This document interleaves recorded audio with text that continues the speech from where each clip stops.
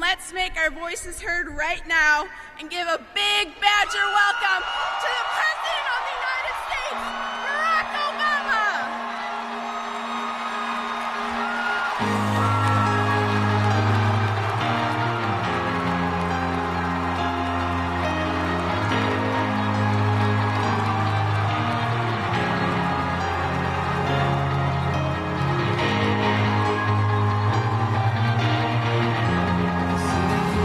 Hello, Madison!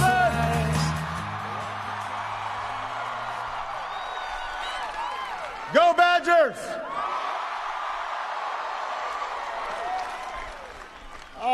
First of all, I've got to just point out that some members of the Badgers basketball team are here. They're getting ready for the season coming up. They've invited me to play. So I said after the election, I will be raining down jumpers on them. Actually, I didn't say that. I said I'm getting kind of old. So, some of you may have heard, last night we had our first debate. And, I just flew in from Denver, and I was telling folks there, when I got on the stage, I met this very spirited fellow who claimed to be Mitt Romney. But I know it couldn't have been Mitt Romney, because the real Mitt Romney's been running around the country for the last year promising $5 trillion in tax cuts that favor the wealthy, and yet the fellow on the stage last night, who looked like Mitt Romney, said he did not know anything about that. It was all news to him. The real Mitt Romney said that we don't need any more teachers in the classroom. Don't boo, vote.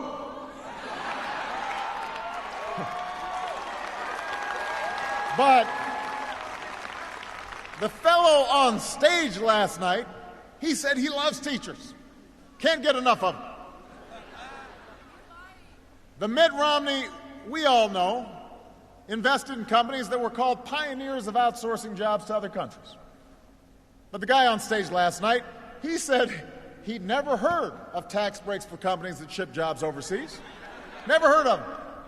And he said, if that's true, he must need a new accountant. So now we know for sure that wasn't the real Mitt Romney, because the real Mitt Romney is doing just fine with the accountant that he already has.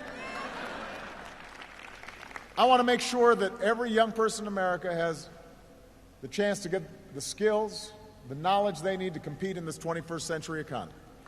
You know, education's the only reason I'm standing on this stage. It's the only reason Michelle was able to do what she did. And so we haven't forgotten that we needed some student loans to get through school.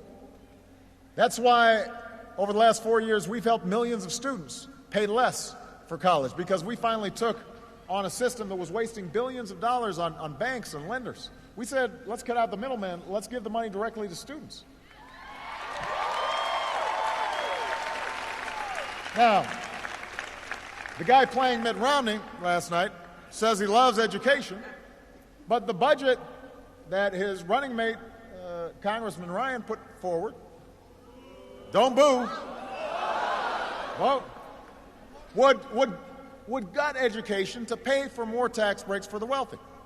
That's one path. It's the wrong path. We need to decide that in the United States of America, no child should have her dream deferred because of an overcrowded classroom, because of outdated textbooks. No family should have to set aside an acceptance letter to go to the University of Wisconsin because they don't have the money. Now, last night, this may have actually been the real Mitt Romney, because he ruled out raising a dime on taxes on anyone ever, no matter how much money they make. Ruled out closing those loopholes that are giving $4 billion of corporate welfare to the oil companies. Refused to even acknowledge the loophole that gives tax breaks to corporations that move jobs overseas. When he was asked what he would do to actually cut spending and reduce the deficit, he said he'd eliminate public television funding. So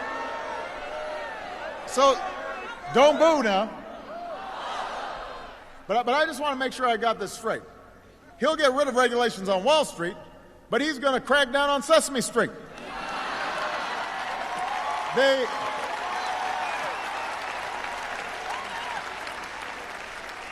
Thank goodness somebody's finally cracking down on Big Bird.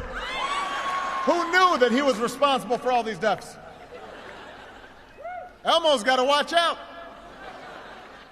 I've always said change doesn't happen in 1 year or one term or even one president. It doesn't happen with one political party. Change happens because everybody gets involved and says it's going to happen.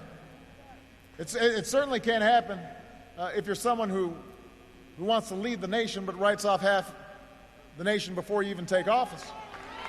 You know, in 2008, 47% of the American people did not vote for me. They voted for John McCain. But on the night of the election, I said to those Americans, I may not have won your vote, but I hear your voices. I need your help. I'll be your president, too. And I don't know how many folks will vote for me this time, but I want you to know I'll be with you no matter what. Because I'm not fighting to create Democratic jobs or Republican jobs. I'm fighting to create American jobs. I'm not fighting to improve schools in red states or blue states.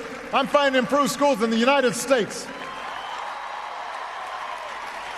I'm not fighting on behalf of values that are rich or poor or business or worker. I'm fighting for those American values of hard work and looking out for one another. And they belong to all of us. And if we rally around those values, if we have a genuine sense of patriotism about how we build an economy where everybody's getting a fair shot, then we're going to strengthen the middle class, and we're going to keep moving forward. And I believe that our politics is not as divided as it seems sometimes. I still believe in the American people. They are what gives me strength every single day. They are what gets me up in the morning, and they're what I'm thinking about when I go to bed at night. I believe in you. I'm asking you to keep believing in me. I'm asking for your vote. And if you stand with me and work with me, we will win Madison again. We'll win Wisconsin again. We will win the election again. We'll finish what we started in 2008 and remind the world why the United States of America is the greatest nation on earth. God bless you, Madison. God bless you, Wisconsin. God bless the United States of America.